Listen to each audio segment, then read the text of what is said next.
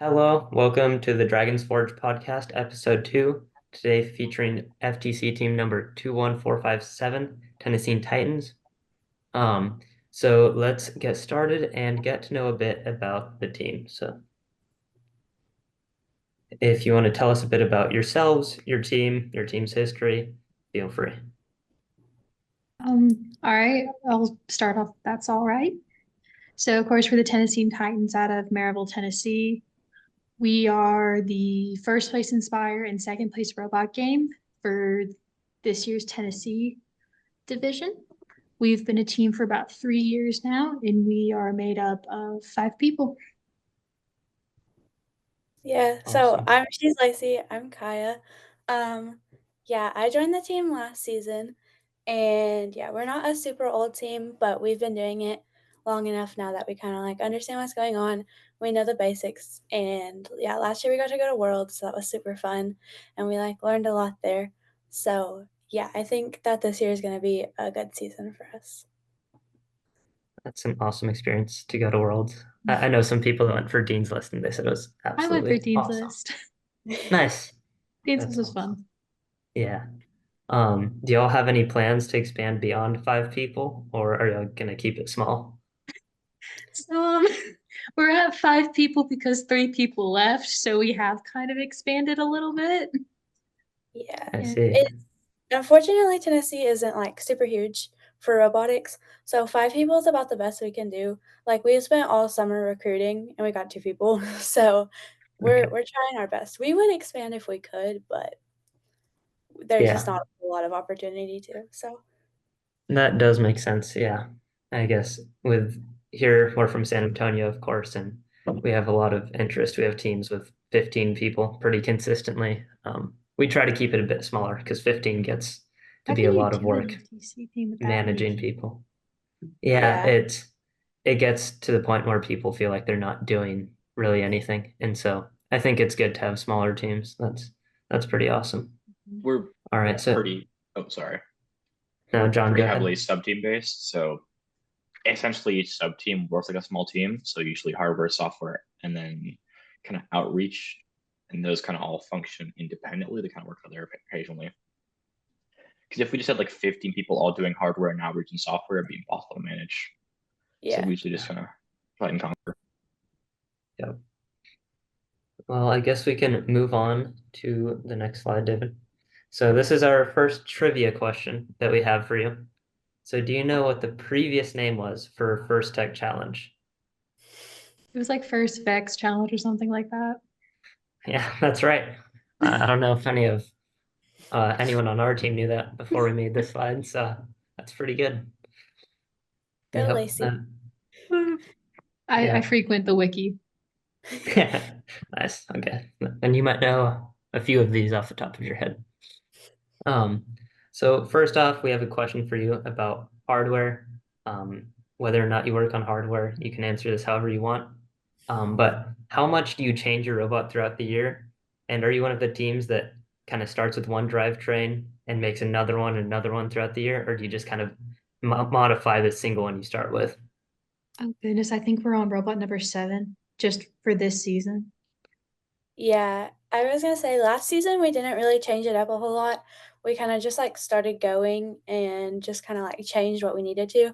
But this year alone, we've had like 3 different chassis and so many different just like things that we're doing. So this year we're probably gonna be one of those teams that has like a bunch of different robots throughout the year, or just like a bunch of different variations of robots. Because yeah, we've just been, like, trying every single thing that we possibly can to figure out how to get it to work.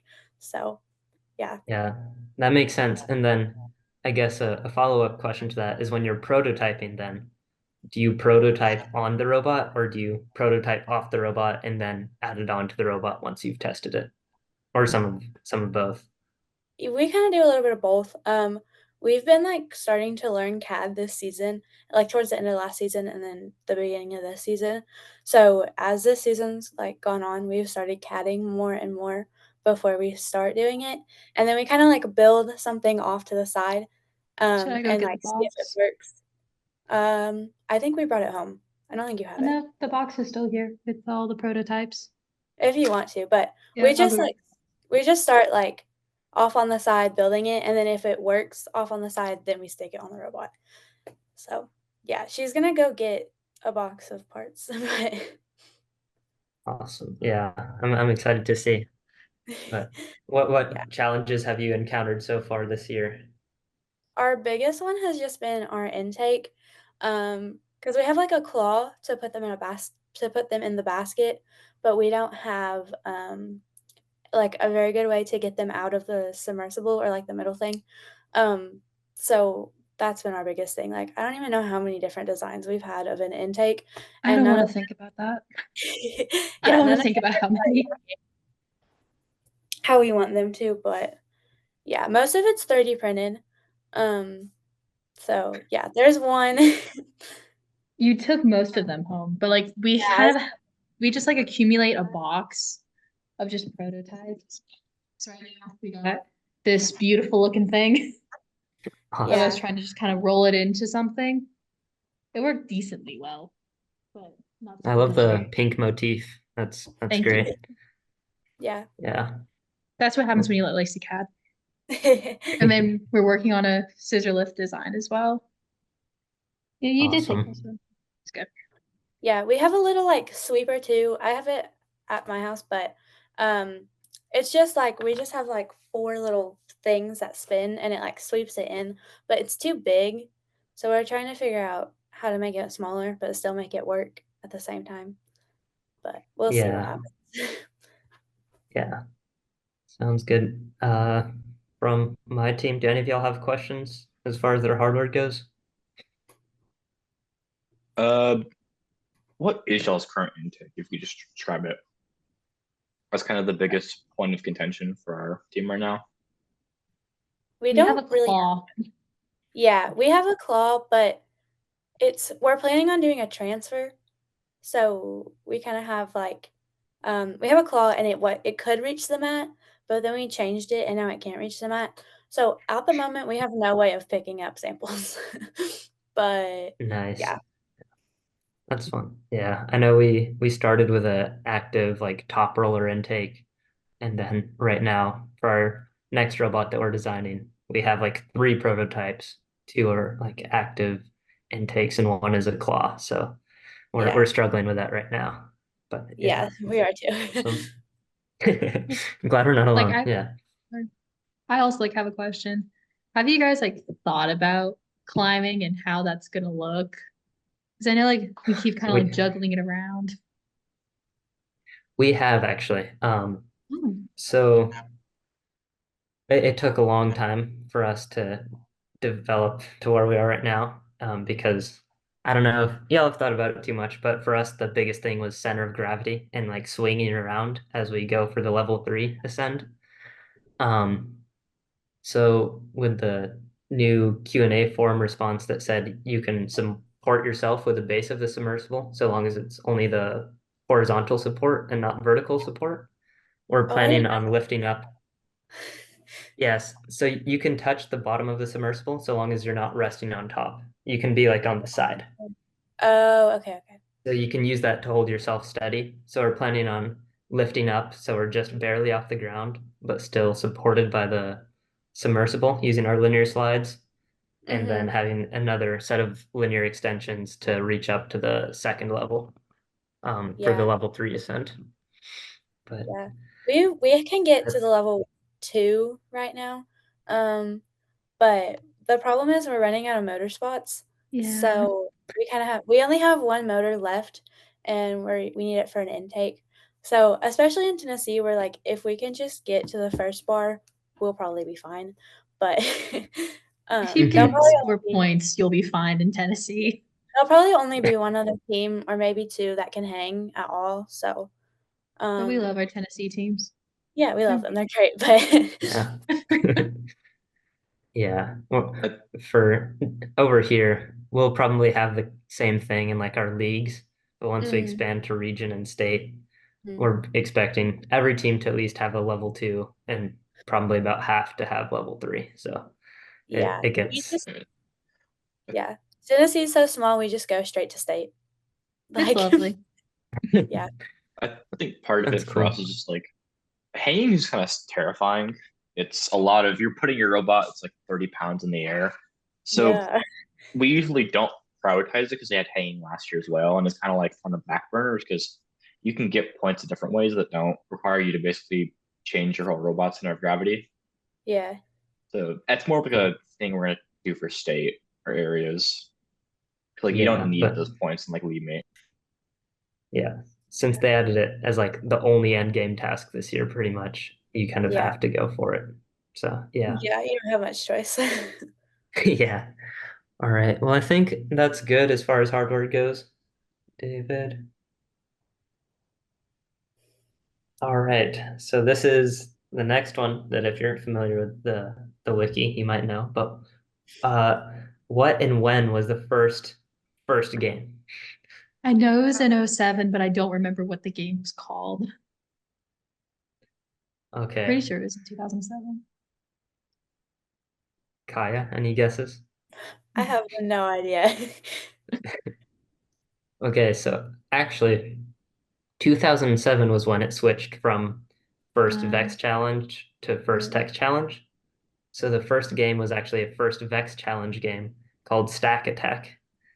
And it was basically stacking the plastic boxes that you can kind of see them in the picture on the left. Yeah, But that was the objective of the game was to stack like plastic storage boxes. So, well, but 2007 is an important date, so that's impressive that you know. It's when I was born, All so right. the crucial. '07 was a great year. It was also when I was born. Yeah. Yep. So All let right. us move on to some notebook questions. So first, how do you split up the work on your portfolio and just documenting in general? We don't really, we all just kind of attack it and hope it works out. Because when you have yeah, like so few people, you just kind of, the older kids just kind of step aside and kind of go at it. And then we all yeah. read it and fact check it. Yeah, one thing that we're doing a little bit different this year too is I have like a Canva slides, and just every time that we do something, like whether it's practice or like a meeting like this or an outreach event, I just put it in that Google Slides. So that's something that we're kind of doing, like just have somebody keep track of literally every little thing that you're doing. That way you don't forget. Because like if I don't update it for a few weeks, I'm like, did we have practice last week? So like if you wait until the end of the season like we did last year, sometimes you forget. So that's helpful. But in terms of splitting it up, we're just so small that if you want to go for it, go for it. That's fair. You'll have so little people, so it actually works out. But we Yeah, have um, 13 people. So since we kind of have like mini sub teams, we have each sub team in charge of their own documentation. And then we kind of compile it together when we work on the portfolio and stuff. But we really just have one Google Doc for each sub team to kind of put all their information in there and the pictures. And that's how we kind of keep it all in one place. And then yeah, another thing we do, like we have this like little communal notebook that we all like jot down notes in during practice because we're not really great at Google Docs because we always mhm, forget to do them. But yeah, it looks like a bunch of crazy people wrote in it, but it makes sense in the long run. yeah, We're not the best at docs either, even though we try. So, Yeah. yeah.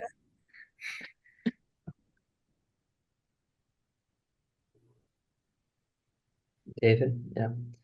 How So do you, I guess I'll take this question, but how do you format or like organize your portfolio when you get to the end of the season? Is it usually just like, here's all our hardware, all our software, and all our outreach? Or do you kind of try and blend them in more? Or how do you approach that? We break it into sections like based off of awards. We have like little tabs in there that like the judges can flip through. Like one or two pages for like outreach, for like connect, motivate, and all that stuff. And so it Yeah, makes it like really good during judging. We can just say, oh, flip to the control tab and woo. yeah, yeah. A lot of stuff does overlap, but we try our best to like split it up so that, like she said, the judges have an easy way to look and see what we did. And when it does overlap, do you usually like prioritize just a higher award, like putting that information in, say, I'm trying to remember the order. I want to say it's like Think is the second highest after Inspire, right? Yeah. We just kind of put it into So whichever one we think fits best. Like if it's more geared towards like what is more like in outreach, like which community were we going towards? Was it professionals or people who don't know about it? We just stick it in whichever one we think like, okay, we probably talk to more people who don't know about first than who do know about first. Um, yeah, we just kind of stick it in where it fits. But yeah, that makes sense.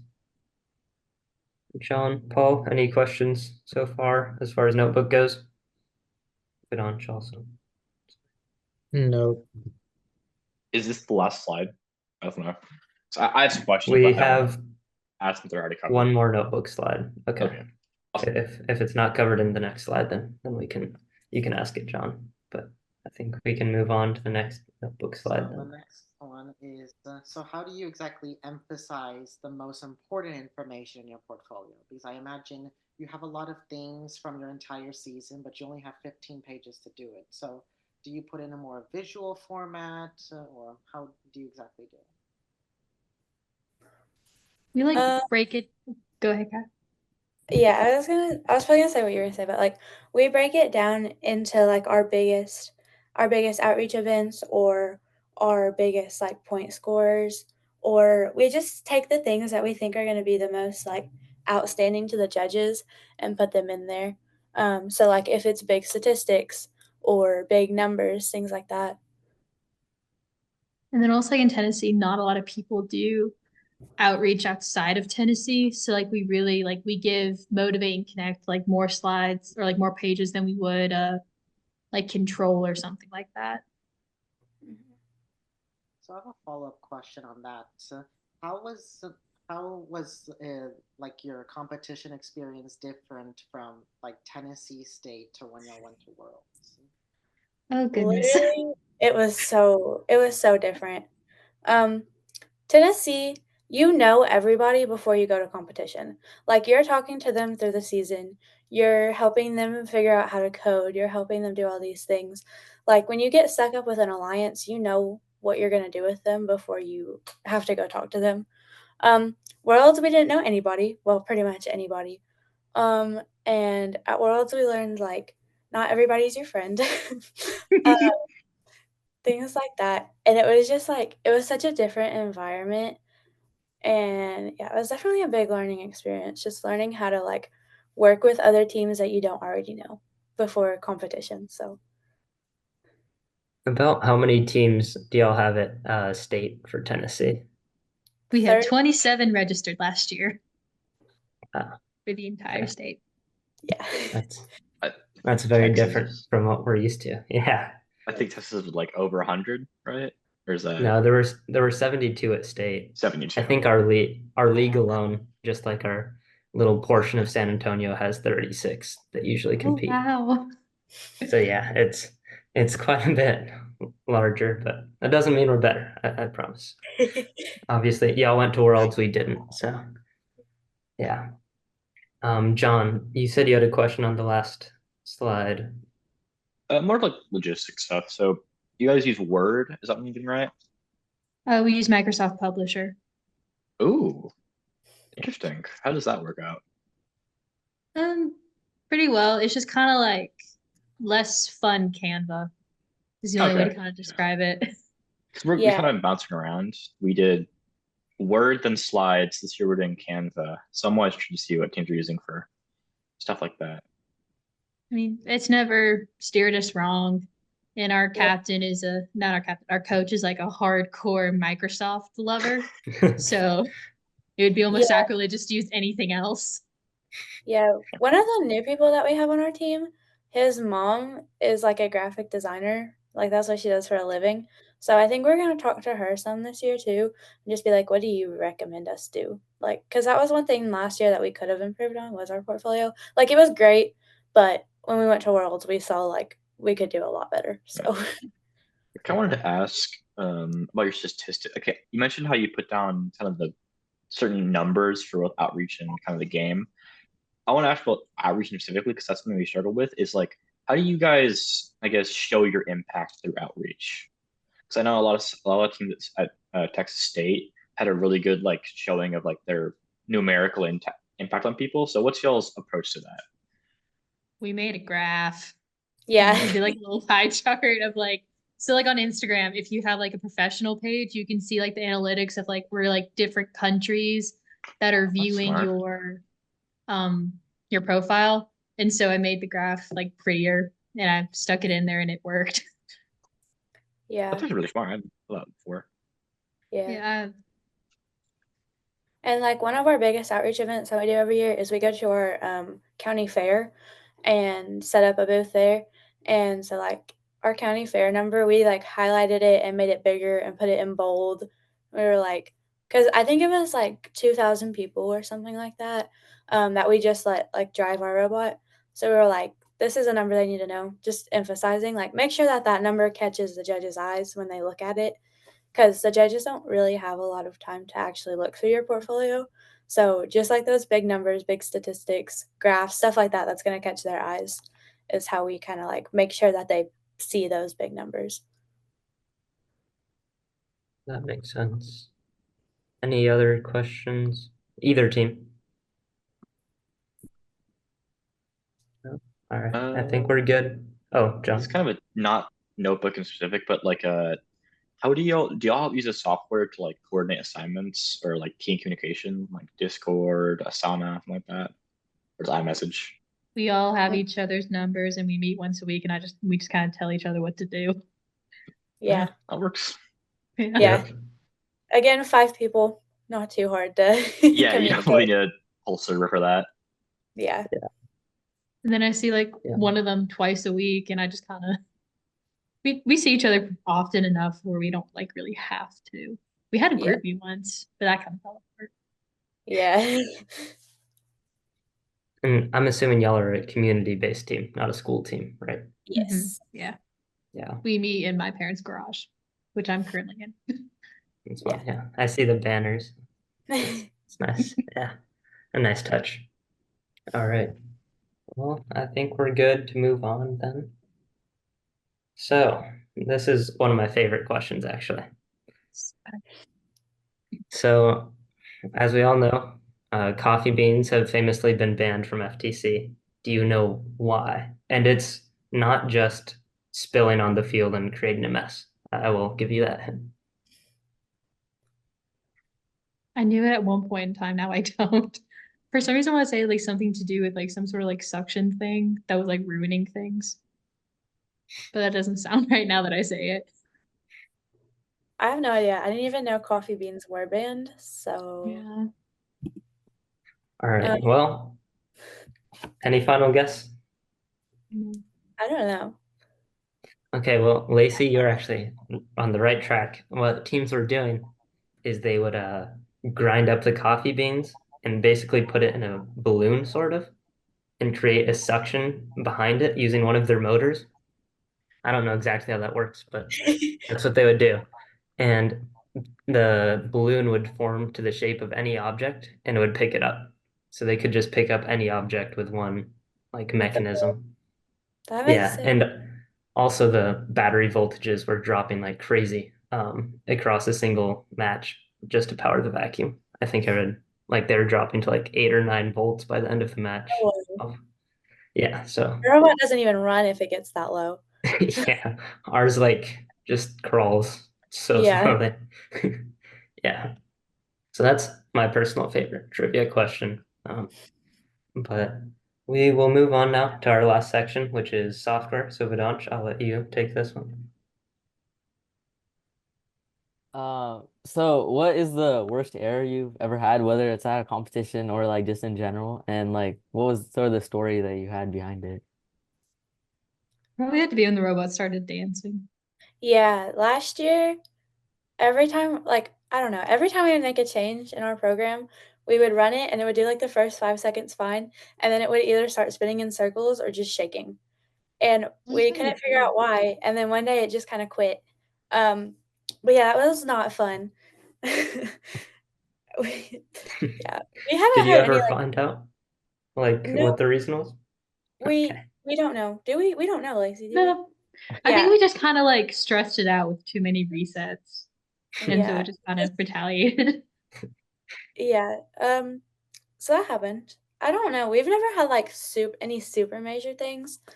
I mean, you always have it disconnecting at competition, which is Yeah. fun. Yeah. But we started using a staticide on it, and it For doesn't stuff do on that robot. anymore. Yeah. Yeah. Oh, this Yeah, the that one was time I a ran over my foot. That was fun. yeah. Yeah. I think Vedant, you wanna share our favorite about Neil? Yeah, a couple weeks back, I think, or no, not even a couple weeks back, like I think 2 weeks ago when he was trying to tune the robot, he just had like the wheel rotations wrong, and he spent so long trying to figure it out. It turned out it was just like wired wrong. So Yeah. Yeah. I think Yep. our worst failure was our motor just completely broke. It wasn't software, it was more so the motor's programming, but our motor just broke mid competition during a league tournament. It We was actually, nice. yeah, we had Yeah. 3 motors break at league tournament. Yeah. We brought 2 extras and 3 broke, so that was On fun. top of that, our autonomous broke down too. So That it made me was think. not a fun tournament. So, Yeah. at World, you know how they have like the fancy little stadium lights that they like blind you with? Forgot So about Yeah. this. So when you're trying to use the April tags and the April tags are shiny, shiny plus bright light means you're not able to see the April tag. And so Yeah. even though you tell them no matter what you do, bright lights won't let you see an April tag, they don't turn them off. So you're competing in like 5 minutes at the World Championship and you have to like completely rewrite your program. Yeah. Our camera couldn't read the April tags anymore. And so that was like half our autonomous. We couldn't do it just because of the lights. That made me so mad. I was like, are you for real? Yeah, we haven't encountered that too much. I think there was one meet 2 years ago where we had that. It was like in a gym and they had skylights and it basically was just blasting right on the April tags. I was like, well, not much we can do about that. So Yeah. yeah. I think my personal favorite was I think it was at League Meet 2 last year. And we were testing our autonomous on the practice field before the actual matches. And for whatever reason, or at the time, it was for whatever reason, we ran it and it completely went to the other side of the field, like completely on the wrong track. And we're like, there's no way we programmed that. And what it turned out to be was somehow one of our odometry pods had gotten flipped around. Oh no. And so it was reading like reverse of the direction that it was supposed to. And so it thought it was moving like further away. And so it just kept running its motors. And that was unfortunate. Yeah. So And then one time I left our beacon in the practice pit at World and no one noticed until we were in the queuing area. And so like we were having to like rush and like call people trying to get our beacon back. We're not allowed to leave the queue. It was bad. I was like, Lacey, where's our beacon? It was Yeah. not a fun time. But we got it. It was okay. Yeah. Dude One probably thought I time- was about to have a panic attack because he was like trying to talk me down.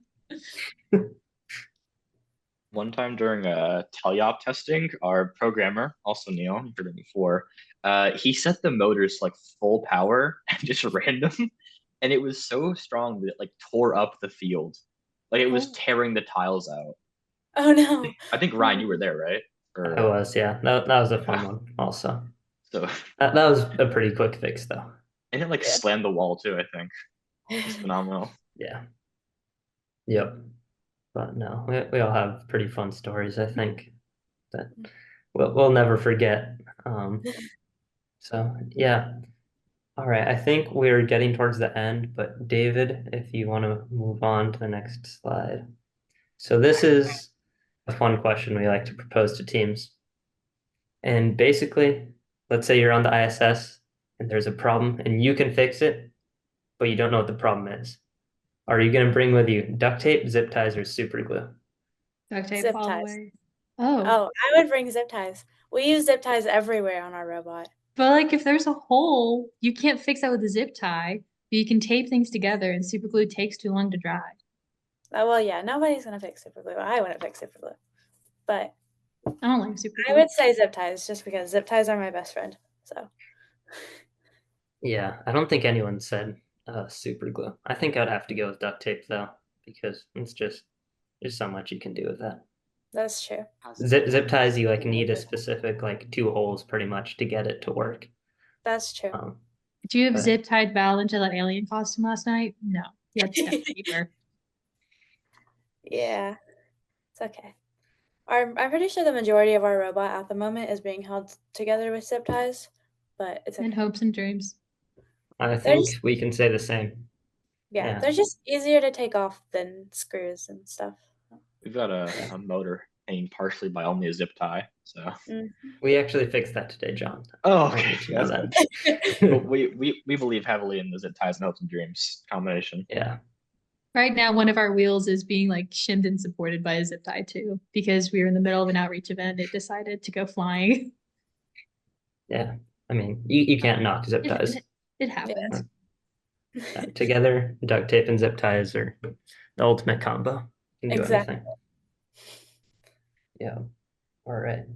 So now that we're onto the topic of kind of just more fun, what your predictions are, or I guess what are your predictions for this upcoming season? So whether it's what you expect to see at Worlds, different strategies that like other people might not have thought of yet.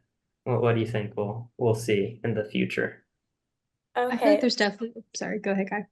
Okay. So there's this rule. This is like we were talking about this at practice on Sunday, but there's this rule that came out that you're allowed to pick up and hold as many clips in your robot as you want. So I think that at Worlds, the teams that are in the finals are going to just be like sitting in front of the like bars, the colored bars, and just loading samples inside their or specimens, I guess, inside their robot. Because I'm like, they put that on the like Q&A. So somebody had to have asked and been like, can we pick up samples and or clips and make our own specimens?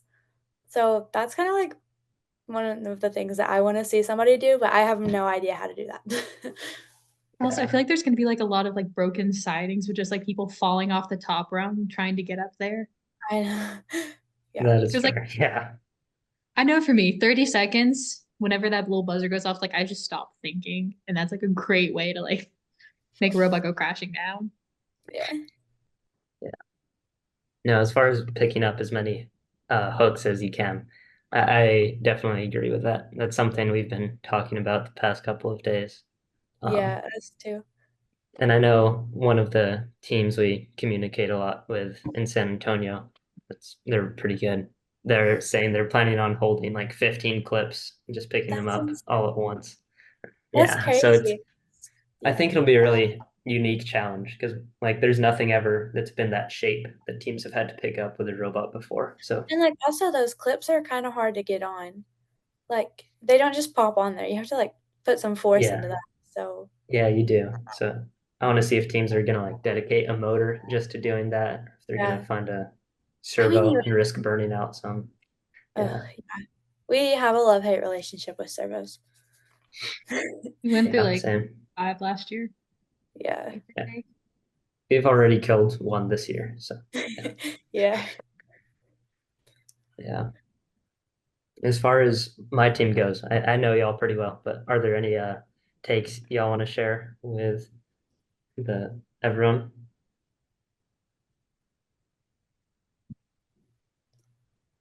I I feel feel like like this some team is gonna do something insane with the specimens, and they're just gonna be super fast about it. And by the time we look back, they're gonna be in the like 300 points. Yeah. Yeah. That was another thing at Worlds too that'll probably happen this year was like in the finals, the teams we were watching, just their autos. And it was like they were already at like the second set line. They already had like 20 pixels on the board, just an auto. And I'm like, how are you doing that, guys? And so I feel like something like that's gonna happen. Like they're gonna have 10 specimens hanging before teleop even starts. Yeah, I agree. I think because there's no identification task this year during autonomous, I think Mhm. teams are really gonna have a lot of time to develop Yeah. their cycles for autonomous. So that'll be cool to watch. You don't have to go that far. Like last year, you had to go all the way across the mat. This year, you do not have to go anywhere. Basically, like Yeah. The extension limit does kind of slow you down a that's bit, but it still is not that far. So yeah. If an alliance is gonna just run out of like specimens to use, because it's just Mhm. a limited amount, and if you can use them during autonomous, you're gonna run out at some point. Yeah. Yeah. I'm sure we'll see that happening, at least for sure by Worlds, Oh, maybe a yeah. bit before that. Yeah. And then I guess that kind of begs the question, like, are we going to see defense coming into play towards like the end of the season? Which I haven't There thought was about too much, but Probably. there was defense at Worlds for sure. Yeah, yeah. we got a Yeah. huge chunk taken out of our plexiglass siding. Yeah. One of the other team that went to Worlds from Tennessee last year, their like whole entire robot fell apart because teams were just like bamming into them for no reason. And I was like, how are they not getting penalized? Like their robot's falling apart, guys. But And they then didn't. according to them, it was screwed, duct taped, and super glued in, Yeah. according to them. Yeah, Not zip ties though. they were in No, like no. fourth division, and then they fell way down because their robot fell apart. I was like, I'm sorry. If there would have been zip ties, it would have stayed. It would have been fine. Exactly. Yeah. Yeah. My hot take is there's gonna be a lot of penalties this year for possession. I don't know if Mm. y'all saw, but there was this one game in like Australia where the score was like in the 300s because some team got a piece stuck under their robot and it was like a continuous possession penalty. And I think this year, with these weirdly shaped specimens and also with that only can carry one of them, I think we're going to see a lot more penalties for possession. Mm-hmm. I could Yeah, just, that's what we've been talking about. I'm just excited to Yeah. see Flag Dude with his like little stick. That was like the highlight of my experience. Yes. Well, I guess they're not penalties. What are they called now? Flags? The fouls. Yeah. Fouls. Yeah. Same Well- difference. Yeah. Yeah. You know what? I just like watching him because he get like so into it, and it was awesome. Yeah, It the was never person who awesome when he calls did it against us, but well, that's everyone true, else but- was great. the person who called our penalties at Tennessee last year, he was amazing. He had like a Hawaiian shirt with like first type of like with first logos on it. Yeah. He's my best friend. He just doesn't know it yet. Exactly. I need to buy that. Yeah, I need to find the merch. For real. All right. Well, as we're winding down, we want to say thank you for joining us today. And this is y'all's chance if there's anything you want to share, whether it's like outreach events you're doing in Tennessee or any webinars you're holding, anything like that, feel free to share it. Also, if there's any like one piece of advice you would want to share with the rookie team, feel free to share that as well. I guess Sorry, go ahead. no, you go. It's good. I was gonna say one of the like bigger things, our team focuses a lot on outreach just because it's pretty easy in Tennessee just because there's not a lot of teams that you're competing with and not a lot of teams do very much outreach in general. But and nobody knows about it in Tennessee. So we do a lot of outreach. Like we have an outreach thing almost every single weekend. So yeah, I don't know what we have coming up. We have like a trunk or treat next weekend.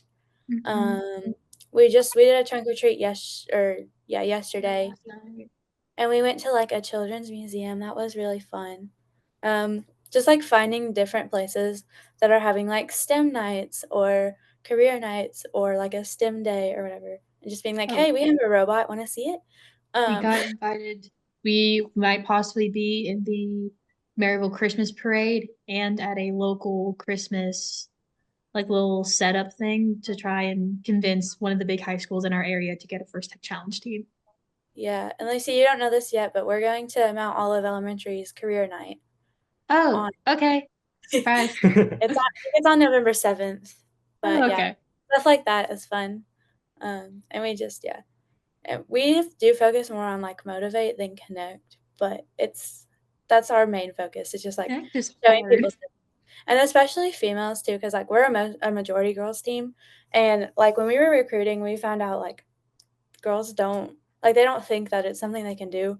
So we go to like all girls summer camps and like things like that, and just be like, hey guys, this is something that you can do too. So we just try to promote women in STEM. Awesome. Yeah.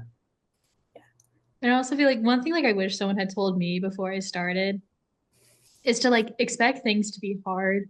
Like not Yeah. everything's gonna like work on the first time, but that just because you fail, that doesn't mean you're a failure. Cause I know like it's like really easy, like if something doesn't go wrong to get like in your head and feel like you're the worst person ever. But just kind of understand like it's gonna be hard. Some days are gonna suck, but in the end, it always works out. Yeah. And for the like advice thing that you're saying, for me, I would just be like, don't try and do everything at the same time. Like, take small steps. Start out by figuring out how to build your chassis and like figure out how to connect your wheels, stuff like that, before you start figuring out how to collect samples and things like that. Like, take it one step at a time instead of trying to tackle it all at the same time. Because there's so many teams that we watch in Tennessee. It'll be like December and they don't have anything. And we're like, okay, let's just start at the basics and then work our way up. So that's like, I feel like that's the biggest thing if you're trying to start out. I think that's great advice. I think that was something we struggled with our first year was trying to do too much at once. And so we quickly learned that's not the best way to do stuff. All right. So David, if you want to take the last slide. So lastly, we want to thank our sponsors, SPE Balcones section and FOB for helping us like support us throughout the season and making sure that we're able to compete and spread STEM all around the world. So All thank right. you Well, for joining us. yes, thank you. We hope you had a good time. We certainly enjoyed getting to learn a bit from y'all, and we will end the recording.